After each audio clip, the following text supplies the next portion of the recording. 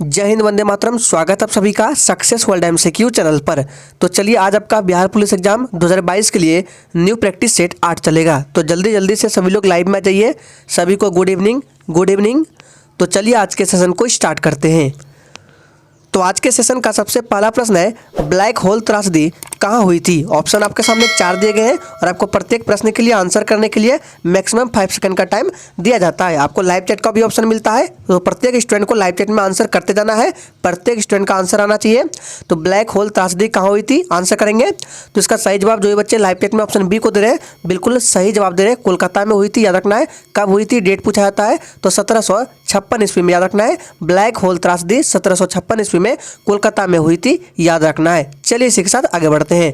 दूसरा प्रश्न है, किताब उल हिंद पुस्तक किसके द्वारा लिखी गई है। अबुल फजल, अलबरूनी, दारा शिकोह या इनायत खान। और याद रहे फ्रेंड्स, ये क्लास आपको डेली रात 8 बजे लाइव के साथ मिलते हैं। तो प्रत्येक स्टूडेंट को रात 8 बजे आना है। तो किताब उल हिंद पुस्तक किसके द्वारा लिखी गई है, इसका सही जवाब जो ये बच्चे बी को दे रहे हैं, बिल्कुल सही जवाब दे रहे हैं, अलबरूनी के द्वारा, याद रखना है। 20 प्रश्न का बिल्कुल सही जवाब हो जाएगा। एक पूछा जाता है अबुल फजल, याद रखना है। तो अकबरनामा यहाँ पे लिख देते हैं। अकबरनामा किसने लिखा है, तो अकबरनामा या आईने अकबरी अबुल फजल ने लिखा है। इसको भी ध्यान में रखना है। चलिए आगे बढ़ते हैं। तीसरा प्रश्न है, दिल्ली का सुल्तान जिसकी पोलो खेलते समय मृत्यु हो गई थी, वह सुल्तान कौन था। आपको नाम बताना है। फटाफट से आंसर करते जाएंगे। प्रत्येक स्टूडेंट का आंसर आना चाहिए।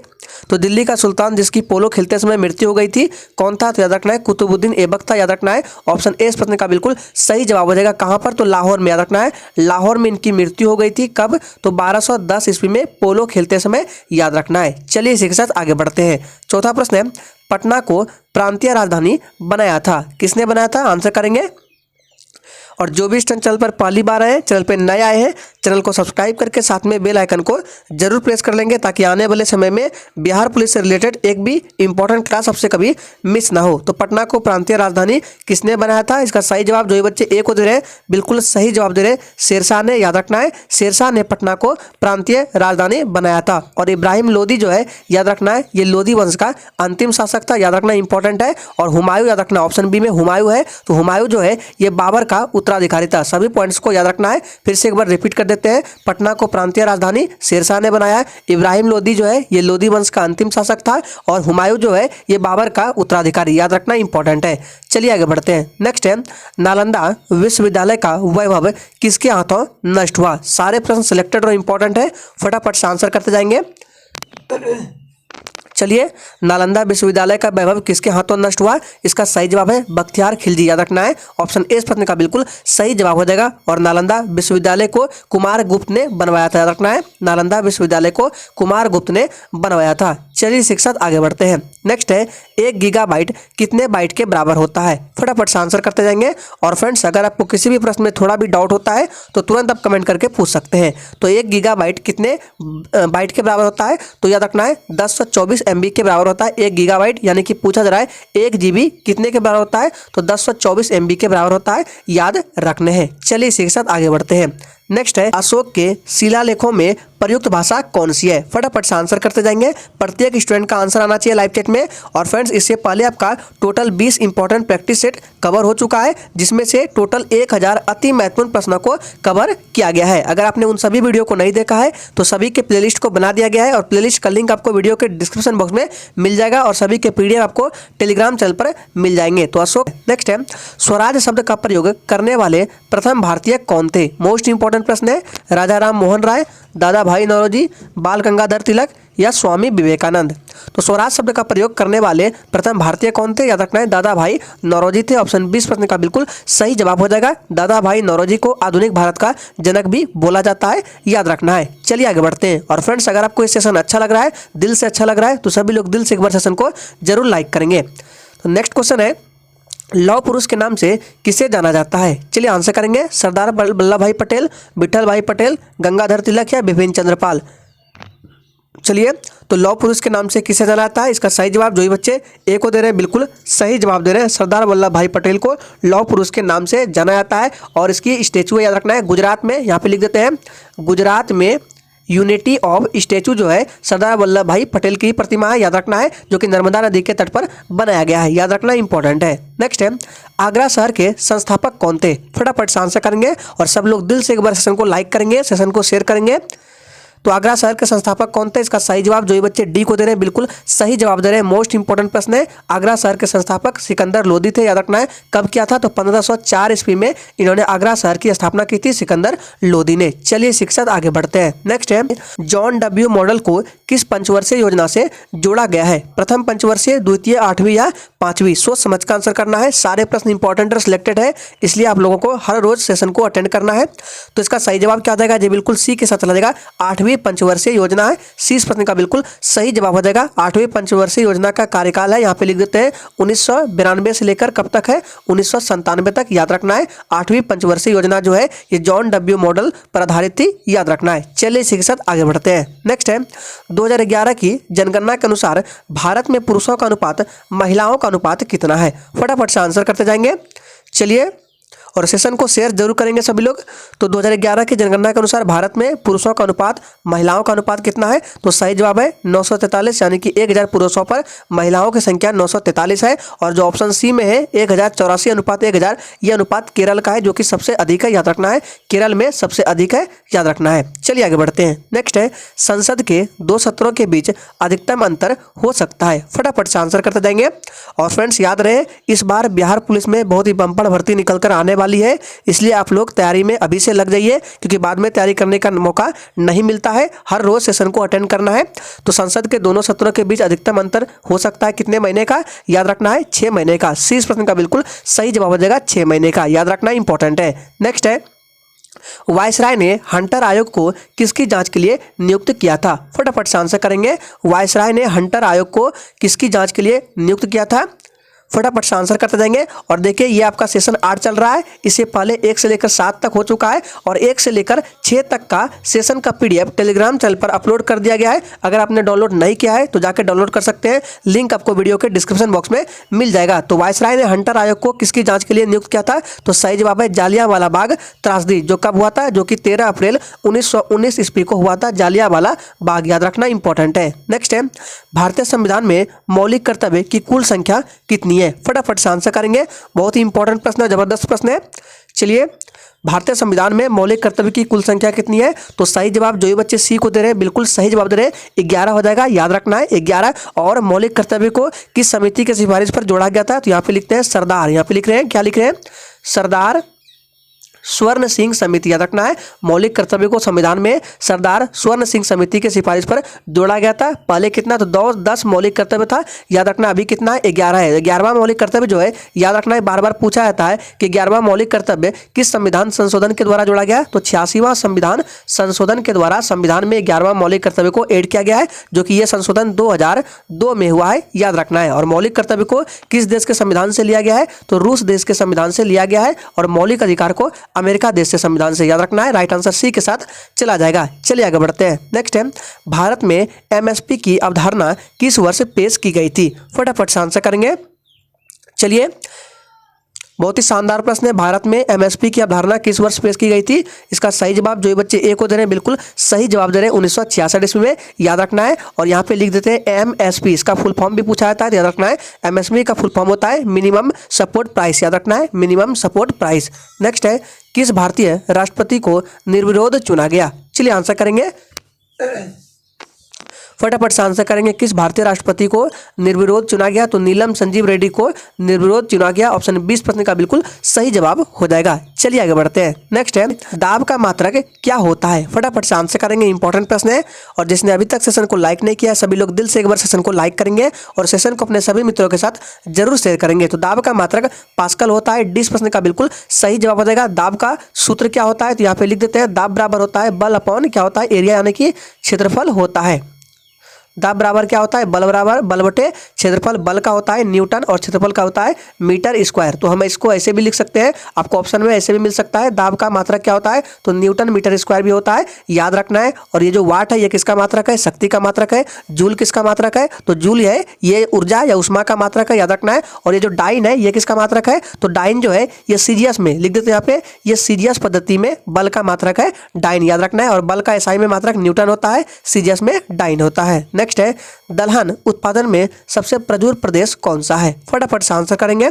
सारे प्रश्न सिलेक्टेड है, दलहन उत्पादन में सबसे प्रचुर प्रदेश कौन सा है, तो याद रखना है सबसे प्रचुर प्रदेश दलहन उत्पादन में मध्य प्रदेश है, याद रखना है। सी इस प्रश्न का बिल्कुल सही जवाब देगा। मध्य प्रदेश की राजधानी कहाँ है, तो मध्य प्रदेश की राजधानी भोपाल है, याद रखना है। और यह सबसे अधिक वन भी होता है, याद रखना है। नेक्स्ट है कंप्यूटर के आविष्कार कौन है, चलिए आंसर करेंगे कंप्यूटर के आविष्कारक कौन है, फटाफट से आंसर करेंगे और सेशन को जरूर शेयर करेंगे।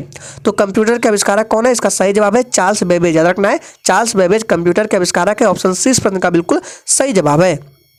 नेक्स्ट है करो या मरो का नारा द्वारा दिया गया प्रसिद्ध नारा है, करो या मारो का नारा किसने दिया, आंसर करेंगे फटाफट से आंसर करेंगे। करो या मरो का नारा किसने दिया और किस आंदोलन में दिया, तो इसका सही जवाब है महात्मा गांधी। करो या मरो का नारा महात्मा गांधी ने दिया, कब दिया, तो याद रखना ये जो है भारत छोड़ो, यहाँ पे लिख देते हैं भारत छोड़ो आंदोलन में महात्मा गांधी ने करो या मरो का नारा दिया था, याद रखना है। और भारत छोड़ो आंदोलन कब हुआ था, इसका आंसर आपको कमेंट बॉक्स में करने हैं, देखते कितने बच्चे आंसर करते हैं। भारत छोड़ो आंदोलन की शुरुआत कब हुई थी। नेक्स्ट है साइमन कमीशन का गठन समीक्षा करने के लिए किया गया था, फटाफट से आंसर करेंगे। साइमन कमीशन का गठन किस लिए किया गया था, सही से सारे ऑप्शंस को पढ़िए और आंसर करेंगे। तो 22 का राइट आंसर जो भी बच्चे डी को दे रहे हैं बिल्कुल सही जवाब दे रहे हैं। साइमन कमीशन का गठन भारत के लिए एक संविधान है, याद रखना है। डी प्रश्न का बिल्कुल सही जवाब हो जाएगा। और साइमन कमीशन भारत में कब आया था पूछा जाता है, तो साइमन कमीशन भारत में 1928 में, यहाँ पे लिख देते हैं 1928 ईस्वी में आया था, याद रखना है। नेक्स्ट है डॉक्ट्रिन ऑफ लैप्स सबसे पहले खालिस्तान की रियासत पर लागू किया गया था। मोस्ट इंपॉर्टेंट और वीवीआई प्रश्न आपके एग्जाम के लिए, इस पर स्टार लगा रहे हैं, इसको विशेष रूप से ध्यान रखना है। डॉक्ट्रिन ऑफ लैप्स सबसे पहले खालिस्तान की रियासत पर लागू किया गया था, तो इसका सही जवाब क्या देगा, 17, याद रखना है 17 इस प्रश्न का बिल्कुल सही जवाब हो जाएगा। और याद रखना है एक डेट लिख रहे हैं 1848 ईस्वी में, याद रखना है। और डॉक्ट्रिन ऑफ लैप्स को 1848 ईस्वी में लॉर्ड डलहौजी ने लाया था, याद रखना है लॉर्ड डलहौजी ने। और लॉर्ड डलहौजी को भारत में रेलवे का जनक भी बोला जाता है। नेक्स्ट है निम्नलिखित में से कौन सा सुमेलित नहीं है, सोच समझ कर आंसर करना है। सारे ऑप्शन को सही से पढ़िए और सेशन के एंड में बिल्कुल ईमानदारी पूर्वक अपना अपना स्कोर देना है कि अपने कितने प्रश्न का सही जवाब दिए हैं। तो इनमें से जो सही सुमेलित नहीं है वो बी है, क्या हो जाएगा, भारत को आजादी मिली ये एक पुस्तक का नाम है जो कि सुरेंद्र नाथ बनर्जी ने नहीं लिखा है। इस पुस्तक को लिखा है किसने, तो अब्दुल कलाम आजाद ने लिखा है। और पुस्तक का वास्तविक नाम है भारत जीतता है आजादी, ये पुस्तक का नाम है जो कि अब्दुल कलाम आजाद ने लिखा है। 20 प्रश्न का बिल्कुल सही जवाब हो जाएगा। नेक्स्ट है ब्रह्म समाज के संस्थापक कौन थे, फटाफट से आंसर करते जाएंगे। चलिए ब्रह्म समाज के संस्थापक कौन थे, तो याद रखना है ब्रह्म समाज के संस्थापक राजा राम मोहन राय थे। इस प्रश्न का बिल्कुल सही जवाब हो जाएगा। कब क्या था, तो 1828 ईस्वी में, याद रखना है 1828 ईस्वी में इन्होंने ब्रह्म समाज की स्थापना की थी। और स्वामी दयानंद सरस्वती ने 1875 ईस्वी में, याद रखना है आर्य समाज की स्थापना की थी। दोनों को याद रखना इंपॉर्टेंट है। नेक्स्ट क्वेश्चन है गांधी जी ने खालिस्तान के कारण असहयोग आंदोलन वापस ले लिया, यानी कि गांधी जी ने किसके कारण असहयोग आंदोलन को वापस ले लिया। और असहयोग आंदोलन कब हुआ था, तो याद रखना है असहयोग आंदोलन हुआ था कब, तो 1 अगस्त, यहाँ पे लिख देते हैं 1 अगस्त 1920 ईस्वी को असहयोग आंदोलन हुआ था। और किस आंदोलन के कारण इसे वापस ले लिया, तो इसका राइट आंसर क्या हो जाएगा, चौरी चौरा हादसा, याद रखना है, जो कि हुआ था 1922 ईस्वी में, याद रखना है। नेक्स्ट है निम्नलिखित में से कौन सा युग्म सही सुमेलित है, सोच समझ कर आंसर करना है। इन चारों ऑप्शन में से बताना है कि कौन सा ऑप्शन सही लिखा गया है। चलिए तो इसका सही जवाब क्या आ जाएगा, जी बिल्कुल ऑप्शन बी के साथ चला जाएगा, लॉर्ड कॉर्नवालिस बंगाल का अस्थायी बंदोबस्त, ये बिल्कुल सही लिखा गया। याद रखना है बंगाल में अस्थायी बंदोबस्त लगाया था 1793 ईस्वी में, किसने, तो लॉर्ड कॉर्नवालिस ने, याद रखना है। चलिए आगे बढ़ते हैं। नेक्स्ट है भारत में पहली जनगणना का आयोजन कब कराया गया था, फटाफट से आंसर करेंगे।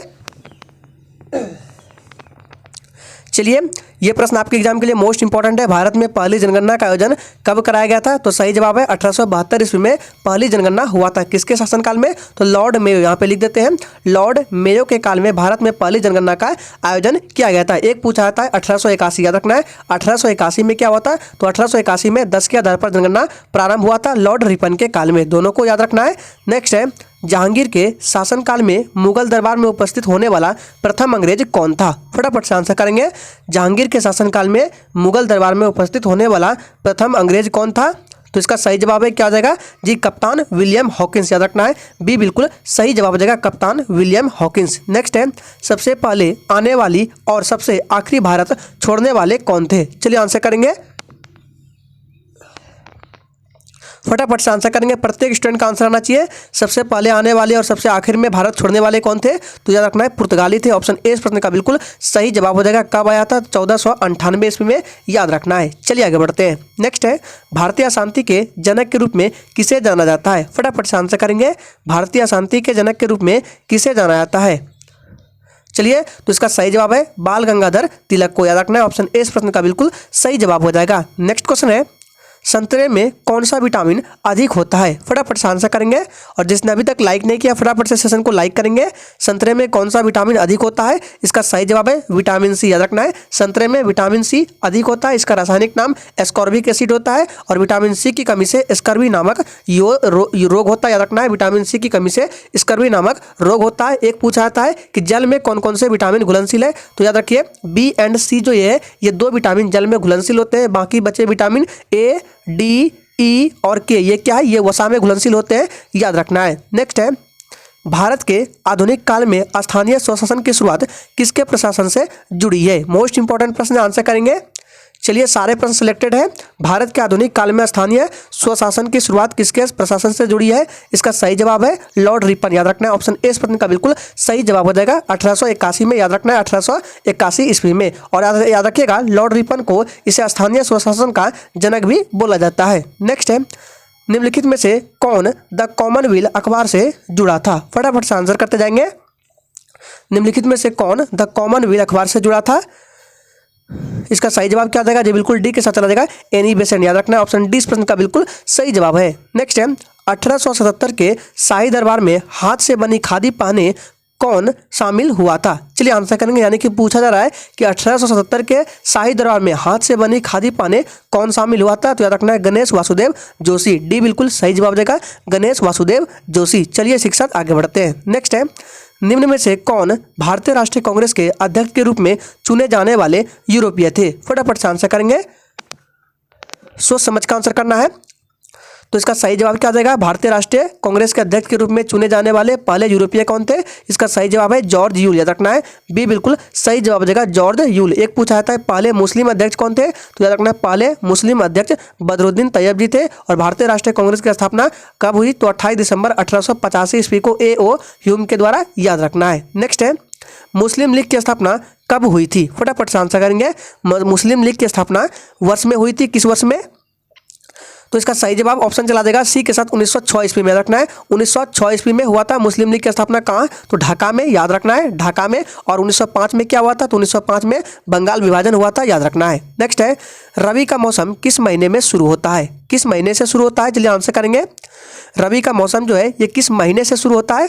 तो इसका सही जवाब है ऑप्शन सी, अक्टूबर महीने से, याद रखना है, रबी का मौसम शुरू होता है। नेक्स्ट है, निम्नलिखित में से कौन मौद्रिक नीति के संकेतक है? फटाफट से आंसर करेंगे। निम्नलिखित में से कौन मौद्रिक नीति के संकेतक है? और जिसने अभी तक चैनल को सब्सक्राइब नहीं किया चैनल को भी सब्सक्राइब कर लेंगे। तो निम्नलिखित में से कौन मौद्रिक नीति के संकेतक है? तो सभी है, याद रखना है, मुद्रास्फीति, सकल घरेलू, MSF, ये सभी है क्या है? मौद्रिक नीति के संकेतक, याद रखना है। चलिए शिक्षक आगे बढ़ते हैं। नेक्स्ट है, निम्न नदियों में सबसे अधिक नदी पथ परिवर्तन किया है? किस नदी ने किया है? सोन नदी, गंगा नदी, काशी नदी या गंडक नदी? सोच समझ का आंसर करना है। तो इसका सही जवाब जो भी बच्चे लाइव चैट में ऑप्शन सी को दे रहे हैं बिल्कुल सही जवाब दे रहे हैं, कोसी नदी, याद रखना है, कोसी नदी ने। और कोसी नदी को बिहार का स्वर्ग भी कहा जाता है, याद रखना है। नेक्स्ट है, निम्नलिखित में से किस वर्ष 26 जनवरी को स्वतंत्रता दिवस के रूप में मनाया गया? फटाफट से आंसर करेंगे। 26 जनवरी को किस वर्ष स्वतंत्रता दिवस के रूप में मनाया गया? आपको डेट बताना है। तो इसका सही जवाब क्या हो जाएगा जी, बिल्कुल ऑप्शन बी के साथ चला जाएगा 1929 में। याद रखना है 1929 ईस्वी में, याद रखना इंपॉर्टेंट है। चलिए शिक्षक आगे बढ़ते हैं। नेक्स्ट है, लंदन में गोलमेज सम्मेलन किसकी चर्चा के लिए मिला? फटाफट से आंसर करेंगे। लंदन में गोलमेज सम्मेलन किसकी चर्चा के लिए मिला? फटाफट से आंसर करेंगे। तो इसका सही जवाब हो जाएगा ऑप्शन सी, याद रखना है सविनय अवज्ञा को समाप्त करने के लिए गांधी की मांग था। याद रखना है लंदन में गोलमेज सम्मेलन। और गांधी जी ने किस गोलमेज सम्मेलन में भाग लिया था? तो दूसरे गोलमेज सम्मेलन में। और तीनों गोलमेज सम्मेलन में भाग लेने वाले कौन थे? तो डॉक्टर भीमराव अंबेडकर। गोलमेज सम्मेलन 1930 से लेकर कब तक हुआ? तो 32 तक। याद रखना है 3 गोलमेज सम्मेलन इंपॉर्टेंट है, याद रखना है। नेक्स्ट है, पहली ईवीएम इलेक्ट्रॉनिक वोटिंग मशीन। याद रखना ईवीएम का फुल फॉर्म होता है इलेक्ट्रॉनिक वोटिंग मशीन का प्रयोग कब और कहाँ किया गया था? फटाफट से आंसर करेंगे। चलिए, पहली ईवीएम का प्रयोग कब और कहाँ किया गया था? तो केरल में किया गया था। कब किया गया था? 1982 ईस्वी में। सी इस प्रश्न का बिल्कुल सही जवाब हो जाएगा, याद रखना इंपॉर्टेंट है। नेक्स्ट है, भारत में सबसे पहले किस नगर निगम की स्थापना हुई थी? चलिए आंसर करेंगे। और जिसने टेलीग्राम चैनल को ज्वाइन नहीं किया है, टेलीग्राम चैनल को भी ज्वाइन कर लेंगे, क्योंकि सारे सेशन का PDF आपको वहीं पर दिए जाते हैं। तो इसका सही जवाब ऑप्शन चला देगा डी के साथ, चेन्नई। याद रखना है भारत में सबसे पहले किस नगर निगम की स्थापना हुई? तो चेन्नई की। याद रखना है डी बिल्कुल सही जवाब है। नेक्स्ट है, फरवरी 1928 में भारत आए साइमन कमीशन का बहिष्कार किया गया था, क्योंकि इसका रीजन क्या था? आंसर करेंगे। साइमन कमीशन भारत 1928 में आया था और इसका रीजन क्या था बहिष्कार करने का? तो याद रखना है इसके सभी सदस्य जो थे ये अंग्रेज थे, इसीलिए इनका बहिष्कार किया गया। याद रखना है साइमन कमीशन का। ऑप्शन ए इस प्रश्न का बिल्कुल सही जवाब हो जाएगा। इसमें कितने सदस्य थे? इसमें 7 सदस्य थे। साइमन कमीशन 1928 में आया था, याद रखना है। नेक्स्ट है, भारत में केंद्रीय मौद्रिक नीति प्राधिकरण कौन है? चलिए आंसर करेंगे। यानी कि पूछा जा रहा है कि भारत में केंद्रीय मौद्रिक नीति प्राधिकरण कौन है? RBI, वित्त मंत्रालय, संसद या प्रधानमंत्री? तो इसका सही जवाब है ऑप्शन ए RBI। याद रखना है RBI है। ऑप्शन ए इस प्रश्न का बिल्कुल सही जवाब हो जाएगा। आप लोग कमेंट करके बताएंगे कि RBI का राष्ट्रीयकरण कब हुआ। देखते हैं कितने बच्चे आंसर कर पाते हैं। RBI का राष्ट्रीयकरण बताना है। नेक्स्ट है, मुस्लिम लीग द्वारा किस दिन को प्रत्यक्ष कार्यवाही दिवस के रूप में घोषित किया गया था? फटाफट से आंसर करेंगे। चलिए, मुस्लिम लीग द्वारा किस दिन को प्रत्यक्ष कार्यवाही दिवस घोषित किया गया था? तो याद रखना है इसका सही जवाब है ऑप्शन बी 16 अगस्त 1946। याद रखना है 20 प्रश्न का बिल्कुल सही जवाब हो जाएगा। चलिए आगे बढ़ते हैं। नेक्स्ट है, एक राज्य विधानसभा के लिए निर्वाचित सदस्यों की अधिकतम संख्या कितनी है? चलिए आंसर करेंगे। फटाफट से आंसर करेंगे। एक राज्य विधानसभा के लिए निर्वाचित सदस्यों की अधिकतम संख्या कितनी है? सही जवाब है 500। याद रखना है बी बिल्कुल सही जवाब देगा 500। नेक्स्ट है, भारत का पहला वायसराय कौन था? फटाफट से आंसर करेंगे। और जिसने अभी तक सेशन को लाइक नहीं किया, सभी लोग दिल से एक बार सेशन को लाइक करेंगे और सेशन को अपने सभी दोस्तों के साथ शेयर करेंगे। तो भारत का पहला वायसराय कौन था? इसका सही जवाब हो जाएगा ऑप्शन ए लॉर्ड कैनिंग। याद रखना है ये भारत का पहला वायसराय था। कब? तो 1858 ईस्वी में बना था। याद रखना है 1858 ईस्वी में। आज के सेशन का आखिरी प्रश्न है, निम्नलिखित में से किस घटना ने इंग्लिश ईस्ट इंडिया कंपनी को बंगाल सूबे का वैध स्वामी बना दिया? मोस्ट इंपॉर्टेंट प्रश्न, आंसर करेंगे।